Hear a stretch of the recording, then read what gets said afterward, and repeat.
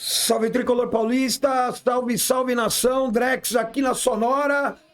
Fim de jogo lá em BH, Atlético Mineiro 0, São Paulo 0. Um jogo, vamos dizer assim, com algumas polêmicas. Vamos pontuar aqui algumas coisas, né? Mais uma vez em cima da arbitragem e com o VAR envolvendo também, não é verdade? Mas gostei do primeiro tempo do São Paulo, um segundo tempo que acabou, lógico, ficando muito comprometido até pela expulsão do Caleri, que é um dos pontos polêmicos, lógico, que a gente vai acabar falando por aqui, tá? Deixa aquele likezão então para dar aquela fortalecida agora no início do vídeo, não é verdade? A sua inscrição aqui no canal também é super importante e a sua opinião. Quero muito saber o que você achou do jogo, faça a sua análise, deixe as suas notas aí no campo dos comentários, tá? E também, lógico, para avisar aqui no primeiro comentário fixado, tem o linkzão aí da loja Manto Tricolor, não é verdade? Conheça a loja lá, as estampas do verdadeiro sentimento do torcedor tricolor. QR Code na tela também, onde você pode escanear diretamente da câmera do seu celular, já cai direto lá no site, ou então o link no primeiro comentário fixado, fechou? Bom, vamos falar, lógico, para começar aqui a nossa resenha de pós-jogo, falando sobre a escalação e o esquema tático colocado, né? Pelo menos aí o planejamento e a estratégia que foi montada para esse jogo contra o Atlético Mineiro. Lembrando, fora de casa, né? Um São Paulo aí desfalcado, bem desfalcado para esse jogo, sem Lucas, não é de hoje, sem o Oscar, que a gente vai perder aí para os próximos jogos, e depois a notícia do problema de saúde que o Luiz Gustavo teve e também vai desfalcar o São Paulo por um bom tempo. Dizem até que pelo menos até o meio do ano, até a parada ali do Super Mundial, a gente talvez não conte com o Luiz Gustavo. E fora o Lucas, que é mais um mês, fora o Oscar também, que é mais um mês, então quer dizer, eu acho que na atual circunstância do momento do São Paulo, para a equipe que o São Paulo tem, para o elenco bem curto que o São Paulo tem e com as teimosias do próprio Zubeldia, foi até que um bom resultado para o São Paulo. Né? Para quem acompanhou o pré-jogo, na verdade a gente falou que se fosse para assinar um empate nessa atual circunstância do São Paulo, assinaria um empate e acabou saindo empate muito por conta do Rafael. O Rafael, quando a gente vê alguma coisa aqui e pontua alguma crítica pro Rafael, a gente pontua e critica. Agora, quando ele salva e quando ele mantém um resultado e com as defesas que ele acaba praticando, ele não deixa o São Paulo perder o jogo, a gente tem que elogiar. Então o São Paulo conseguiu voltar com um ponto lá de Belo Horizonte com esse empate de 0-0 contra o Atlético Mineiro, graças ao Rafael. Porque, pelo menos na maior parte do segundo tempo, só deu o Atlético Mineiro. E foi muito por conta dessas defesas do Rafael que ele acabou conseguindo segurar esse empate aí, até porque o São Paulo não conseguiu desenvolver nem no primeiro tempo, tá? Nem no primeiro tempo e muito menos no segundo tempo, com um jogador a menos, assustar de alguma maneira o time do Atlético Mineiro na questão ofensiva ali do time do São Paulo, tá? Mas falando do esquema tático, primeiramente do São Paulo, o São Paulo que começou ali, pelo menos no desenho, um 3-5-2, né? Mais uma vez, acho bom ser mantido esse tipo de esquema, até porque sinto que o São Paulo fica um pouco mais organizado na parte defensiva, fica um pouco mais seguro, com dois volantes de mais agilidade, vamos dizer assim, que é o Alisson e o Marcos Antônio, na frente da linha desses três zagueiros. Gosto até quando a gente tem um volante de primeiro ali de ofício. Eu acho que não é necessário. Com três volantes. Então, eu gostei da escalação do Zubeldia para esse jogo, é lógico, pontuando mais uma vez a entrada do Luciano como articulador, até porque a gente já está cansado de saber que ele não é um camisa 10 articulador. Simplesmente Luciano veste a camisa 10 por vestir, por ego, e simplesmente isso. Primeiro porque ele não tem qualidade, primeiro porque ele não tem o cacuete de articulador.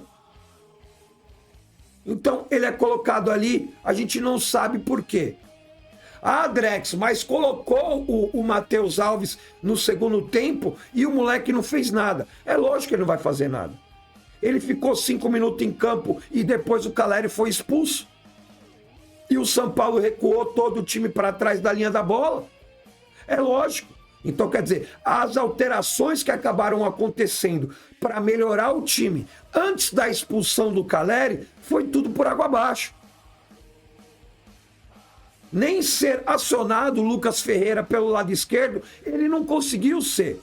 Porque toda vez que o São Paulo pegava a bola, era chutão para frente, aleatório. Nem em direção aos jogadores do São Paulo não era. Até porque o time todo estava recuado.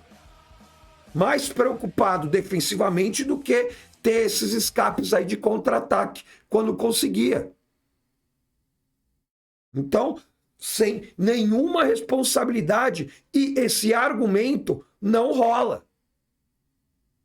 O argumento de ter colocado a molecada, tanto o Lucas Ferreira como o Matheus Alves, e eles não conseguirem desenvolver dentro do jogo, não tem argumento.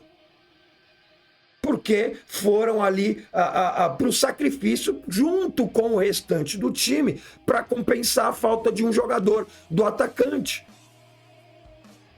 E para compensar a falta, lógico, desse um jogador, né? E o São Paulo com um a menos dentro de campo. Então, quer dizer, gostei da escalação, primeiramente, do esquema tático mantido. E ficou muito claro, não só nesse jogo, mas no jogo contra o Tajeres, quando a gente começou a pontuar a ultrapassagem do Ferrarese, às vezes jogando na frente até do Cédric pelo lado direito, hoje ficou muito bem claro.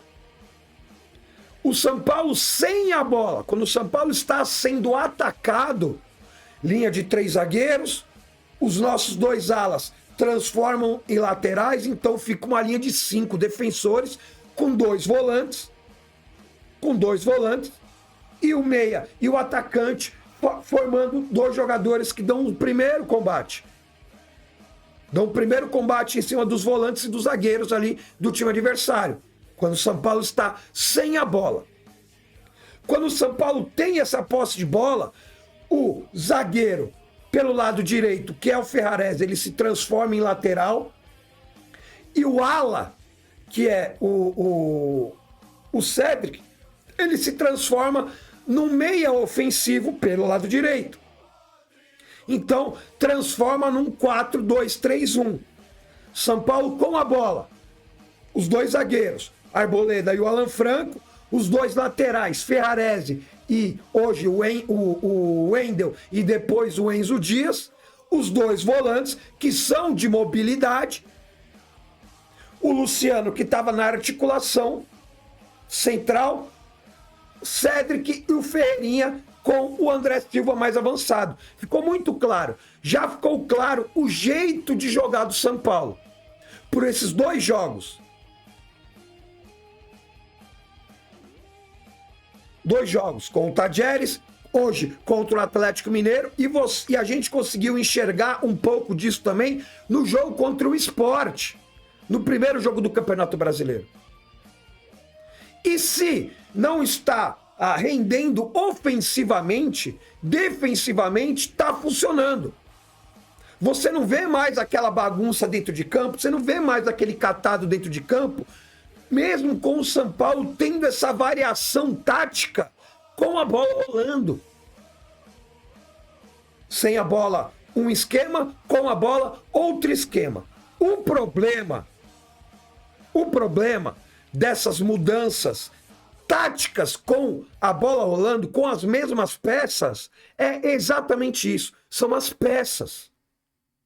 O Cédric, quando o São Paulo tem a bola e ele se transforma num meia-direita ofensivo, não é o cacuete dele. É um jogador que tem uma certa qualidade, é um jogador experiente, é um jogador inteligente, mas não é a dele. Talvez se fosse um outro jogador da posição, ou até mesmo um jogador que jogasse agudo pelo lado direito, ok. Mas esse jogador agudo pelo lado direito, que seria, entre aspas, o Lucas Ferreira, talvez não funcionasse defensivamente. Pelo lado esquerdo, o Ferreirinha já está acostumado.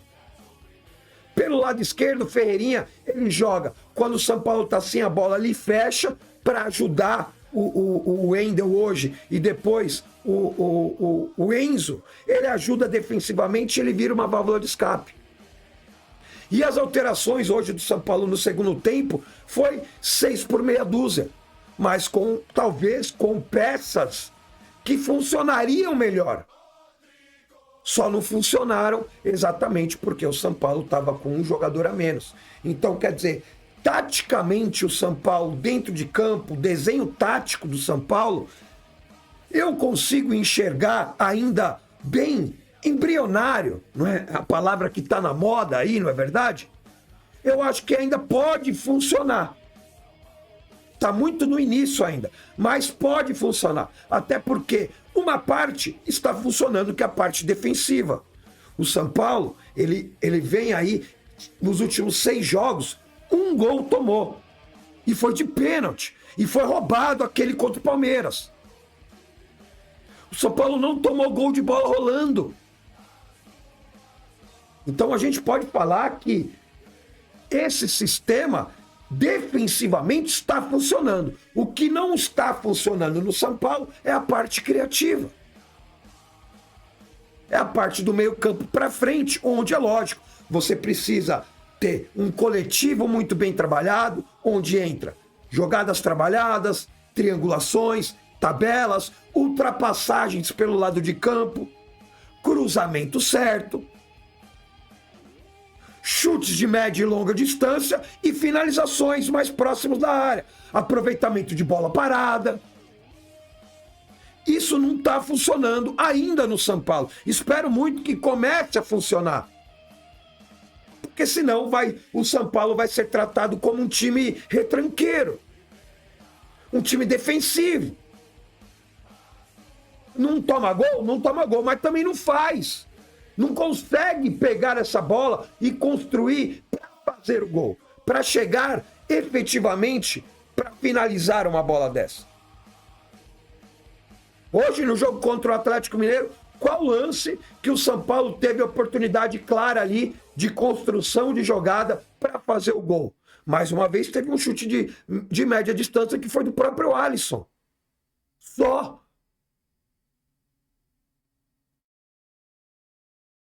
Então, eu acho que o São Paulo ainda precisa melhorar meio campo para frente. Precisa melhorar. O problema é que falta peça. A gente não tem aí os nossos 2 principais jogadores.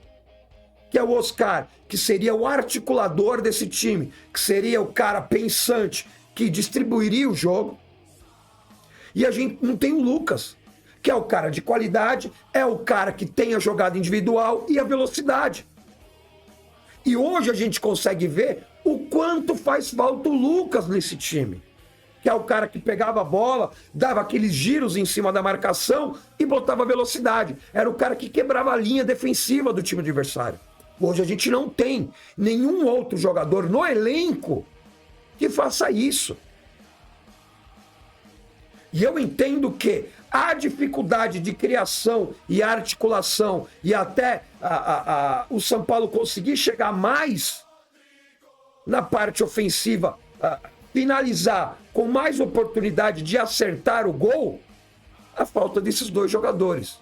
E infelizmente, contra o Aliança Lima, o próximo jogo da Libertadores, contra o Cruzeiro, contra o Botafogo, contra o Libertad, contra o Santos, contra o Fortaleza, a sequência de jogos que o São Paulo tem pela frente, a gente não vai ter esses jogadores. Então a gente vai torcer muito que, defensivamente, o São Paulo se mantenha seguro e organizado, E aí, com os treinamentos, vamos ter ali que se organizar ofensivamente para o São Paulo ser um time que consegue criar, ao menos, oportunidades de gol. Porque sem esses dois caras, gente, eu não consigo imaginar um São Paulo vencendo jogos. Eu não consigo imaginar o São Paulo trabalhando e criando ofensivamente e, um exemplo, amassando um adversário sem esses dois jogadores. Eu não consigo enxergar, porque não tem essas peças. A gente tem os meninos da base, que a gente sempre pede aí oportunidade, mas são outras características. Talvez o que mais se aproxima do Oscar, o Matheus Alves, sim. Mas o Lucas Ferreira não se aproxima do Lucas Moura. Não dá para aproximar. É outra característica. O Rian, que ainda não teve oportunidade, também não chega nem perto das características do Lucas Moura. O Caleri em má fase. Hoje o André Silva teve oportunidade, tá? Boa movimentação e tal, mas o São Paulo não conseguiu ficar com a bola parada lá. Não conseguiu trabalhar da intermediária para frente. São Paulo fez um bom primeiro tempo, na minha opinião. São Paulo fez um bom primeiro tempo. Gostei do primeiro tempo do São Paulo. Foi seguro enquanto estava lá todo mundo. E vamos dizer assim, o juiz não picotando o jogo. Por uma parte, gostei, porque ele não parava com qualquer faltinha. Só que faltou alguns critérios para a arbitragem. Até porque o Lianco, que foi expulso agora no final do segundo tempo, ele foi expulso, deu 1 minuto e o juiz acabou o jogo, ele já era para ter sido expulso no primeiro tempo. Ou pelo menos no início do segundo tempo, naquela entrada ali que ele deu em cima do Ferrarese. Foi no primeiro tempo ainda esse lance. Se não me falha a memória recente. Foi no primeiro tempo ainda esse lance, no final. E ele já tinha cartão amarelo por aquela confusão em cima com o Ferreirinha. Aí a gente puxa, falando um pouco mais da arbitragem agora, a gente puxa o lance do Caleri. O lance do Zubeldia, eu vou criticar o Zubeldia. Ele reclamou num lance, numa falta que ele estava reclamando, que, analisando o critério da arbitragem, ele não estava dando aquele tipo de falta, nem falta para o São Paulo e nem falta para o Atlético Mineiro. Ele estava deixando rolar e o Zubeldia reclamou. Deu chilique. Tomou o cartão amarelo, continuou reclamando e botando o dedo na cara do juiz. Sendo que Zubeldia e esse juizão aí já tinham um histórico de no mínimo 2 jogos de confusão. O cara vai botar pra fora, velho. Então, quer dizer, falta um pouco de controle do Zubeldia. E acabou prejudicando, sim, o São Paulo no segundo tempo. Porque o Zubeldia, pelo que a gente imagina e pelo que a gente analisa e olha os jogos do São Paulo, ele é um cara importante para o ânimo do time dentro de campo. Aí você tira o Zubeldia, porque ele foi expulso. Aí você coloca o Maxi Cubeiras, a múmia, na beira de campo. Acaba, velho. Esse ânimo a mais que poderia vir ali da beira do campo do Zubeldia acaba.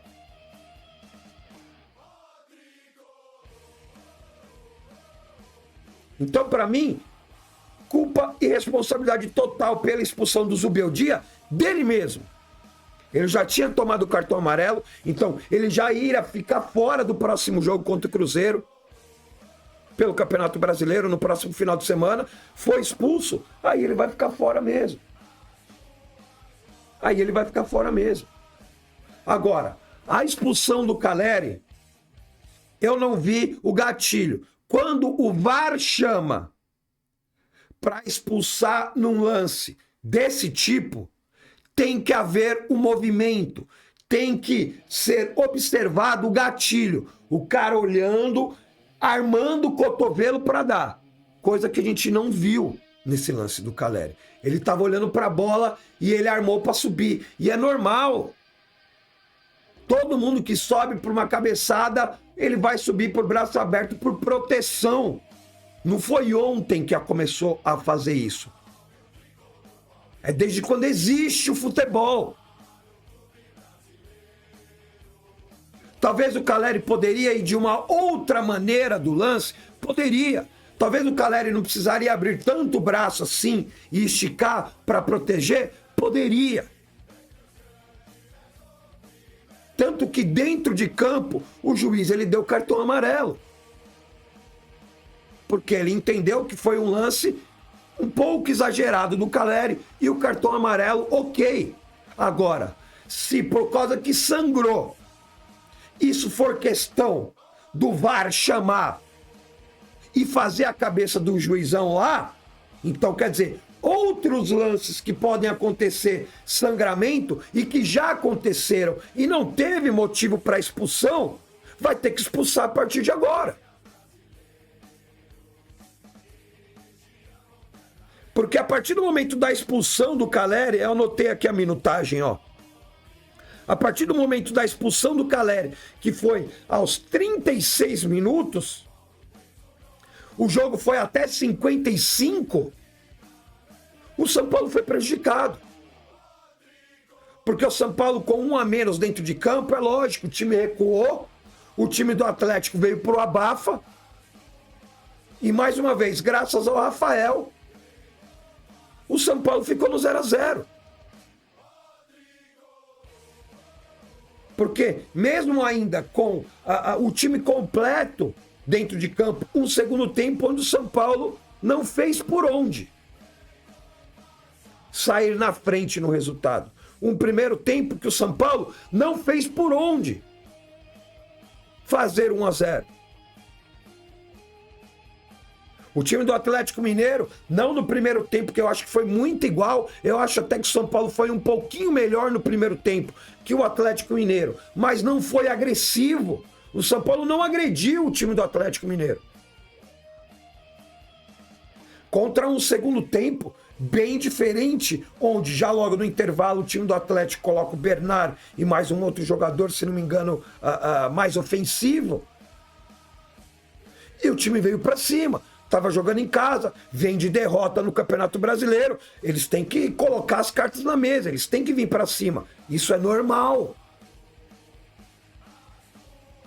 Só que o São Paulo, dentro de campo, ele não pode aceitar simplesmente. Ele tem que fazer por onde. E é aí que cai no bem defensivamente organizado e faltando criatividade na linha ofensiva de meio campo para frente do São Paulo. O São Paulo não tem jogadores, ou tem jogadores, e a teimosia do treinador em manter alguns dentro de campo, e eu não preciso omitir o nome aqui, que é o senhor Luciano, como articulador da equipe.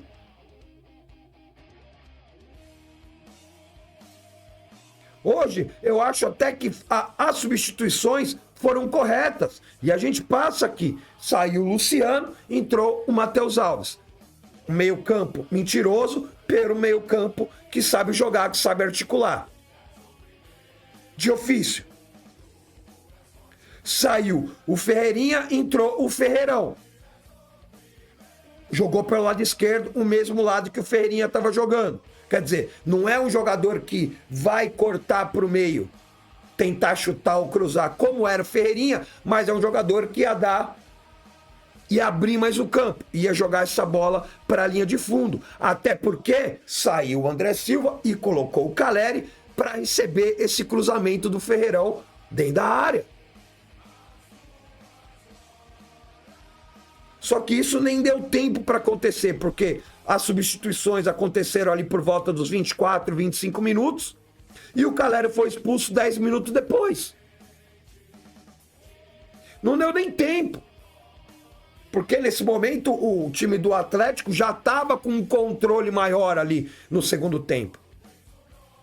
Então, as substituições, para mim, foram boas. A intenção das substituições foram, né, melhorar e trocar as peças para o time melhorar, para o time ganhar um pouco mais de ofensividade.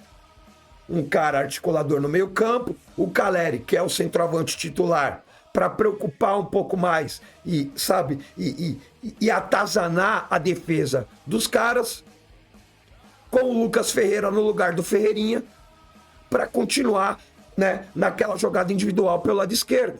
E foi quando houve essas substituições, o próprio Lucas Ferreira, ele teve uma oportunidade. Ele saiu na cara do gol. Chutou ali para uma boa defesa do goleiro do Atlético também, mas foi a única do São Paulo no segundo tempo. A única. Teve o chute do Alisson no primeiro tempo e esse lance do Lucas Ferreira no segundo tempo. Talvez, se melhor aproveitado e gol, talvez o São Paulo poderia sair até com a vitória lá de Belo Horizonte. Mas não aconteceu. Muito porque, eu acho que um erro do VAR, que influenciou o árbitro de campo para expulsar o Caleri, o São Paulo foi prejudicado. Até porque o Lianco, não no último minuto de jogo, mas ainda no primeiro tempo, era para estar com um jogador a menos. Talvez o cenário seria outro. Mas aí não dá para voltar no tempo e ver como é que foi. A gente tem que analisar o que a gente viu, o que aconteceu de real dentro de campo. Então, acho que, num geral, foi um bom resultado para o São Paulo, nas circunstâncias que o jogo se desenhou, pela falta de criatividade do São Paulo, no primeiro e no segundo tempo, pela falta de um jogador, com um jogador a menos dentro de campo, e graças ao Rafael também, que hoje a gente tem que dar todos os méritos para o Rafael, que ele acabou salvando o São Paulo e trazendo esse ponto aí na bagagem, vai na bagagem do Rafael, de volta para São Paulo. Esse ponto, tá? Deixa a sua análise, faça a sua análise, deixa aí nos comentários, que depois a gente dá aquela resenhada aí nos comentários, tá? Vamos para as notas. Rafael, para mim, como diz na Libertadores, Hero of the Match, o herói do jogo hoje, né? Garantiu o 0-0 aí, porque senão poderia ser 1 no mínimo, 2. Ele fez ali umas 3 defesas ali bem difíceis mesmo, tirando os outros ameaços do time do Atlético Mineiro, tá? Então, dá uma nota 9,5 aí pro Rafael, que acabou garantindo o resultado, tá? Os 3 zagueiros, Ferrarese, Arboleda e o Alan Franco, mais uma vez, perfeitos defensivamente. Eu acho que a organização defensiva do São Paulo está muito boa, até por isso o São Paulo não sofre gols, não é verdade? Ferrarese, 6,5, Arboleda, 6,5, Alan Franco também 6,5. Tá, o Cedric vai ficar com 5,5. Eu acho que defensivamente ele ajuda bastante, jogando como lateral. Agora, como um meia-direita ofensivo, ele deixa um pouco a desejar. Temos no elenco quem possa fazer melhor. Mas se for continuar no esquema onde você muda a tática de jogo com as mesmas peças e a bola rolando, ele está sendo importante. Não é o melhor da posição ofensivamente, mas é o melhor da posição defensivamente. 5,5 para o Cedric. O Wendel, hoje ele fez uma partida um pouco melhor na partida anterior, né? Naquele que ele entrou contra o Tajeres, ele entrou muito abaixo, foi muito mal. Hoje, gostei da movimentação dele, até uma movimentação não abrindo tanto o campo, mas fechando um pouco para o meio, dando opção para a saída de bola do São Paulo. Gostei. 5,5 também para o Wendel, até o momento que ele ficou em campo. O Alisson jogou muita bola hoje, que eu acho que o Alisson chamou muito mais a responsa, uma nota 6,5 para o Alisson. O Marcos Antônio também foi bem, 5,5, tá? Luciano, eu vou deixar ele sem nota, mais uma vez um 0 à esquerda, onde não tem nenhuma função, não faz sentido. O Luciano, ele não ajuda na marcação, ele só fecha o espaço. E o Luciano, ele não faz a diferença na parte ofensiva. O Luciano, ele tá jogando com o nome no São Paulo. E pelas preferências do treinador. Então, sem nota para o Luciano, tá? O André Silva não apareceu. Agora, não apareceu o André Silva por quê? Porque ele foi um jogador nulo dentro de campo? Ou porque a bola não chegou para ele? Você pode fazer as duas análises. Ele não colaborou, como também ele passou fome porque a bola não chegou. Então não tem como. Vai ficar sem nota também o André Silva. E é um bom jogador. Só que, mais uma vez, para mim, ele foi o Luciano. Ele foi um jogador nulo dentro de campo. Não ajudou na marcação, na recomposição e nem lá na frente para segurar sequer uma bola lá na frente. Ele não conseguiu segurar. Sem nota para mim o André Silva. O Ferreirinha eu gostei, né? O São Paulo no primeiro tempo, principalmente todas as jogadas pelo lado esquerdo, com o Ferreirinha, deu 2, 3 canetas lá, conseguiu trabalhar algumas jogadas. O problema do Ferreirinha a gente sabe, todo mundo sabe. É a decisão dele. Ele faz a jogada, dá caneta, dá chapéu, sai sozinho, mas na hora de decidir o que ele vai fazer com a bola, é aí que o Ferreirinha acaba pecando. Mas ajudou. Nota 6 para o Ferreirinha, tá? As substituições. Entrou o Juan no lugar do Cedric, que eu não escutei nem o narrador falando o nome dele, para falar bem a verdade.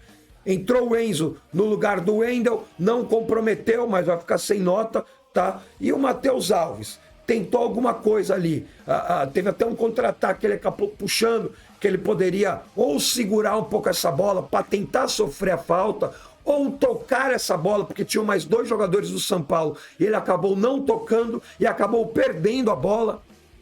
Isso é coisa de menino da base, de inexperiente ainda.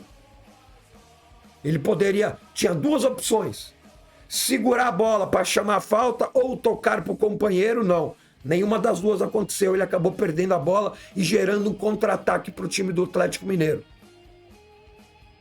Vai ficar sem nota. O Ferreirão teve o lance que ele acabou entrando ali pelo lado esquerdo ali logo quando ele entrou no jogo, né? Que criou uma oportunidade de gol para o São Paulo, uma boa defesa do goleiro do Atlético Mineiro. Vai ficar com uma nota 5. E o Caleri vai ficar sem nota. Entrou para ser expulso e prejudicar o time dentro de campo. Até porque, mais uma vez, depois que o Caleri foi expulso, o São Paulo praticamente não conseguiu passar do meio campo, tá? Quero muito saber da sua análise, deixe as suas notas. E para quem quiser fortalecer o canal de alguma maneira a mais, além do seu like, inscrição e comentário, tá aí o QR Code onde você pode mandar um Pix pro Drex para colaborar aqui, para ajudar a gente a manter os conteúdos aqui na plataforma. Outras maneiras, dá para você mandar um comentário com o valeu demais. Ajuda bastante. Ou então, se tornando membro aqui do canal, também você vai ajudar bastante, participar da resenha lá no grupo de WhatsApp, tá? Então, QR Code aí que você abre com o aplicativo do seu banco para fazer uma doação, uma contribuição aqui para o canal do Drex. Vou agradecer demais quem puder ajudar de qualquer maneira. Fechou? Então é isso. Amanhã tem a React aqui no canal e também tem o 9 horas da noite, tem QG Tricolor para a gente comentar bastante sobre esse jogo de hoje. Fechou? Então é isso. Um ótimo finzinho de domingo, uma ótima semana para todo mundo. Tamo junto. É nóis.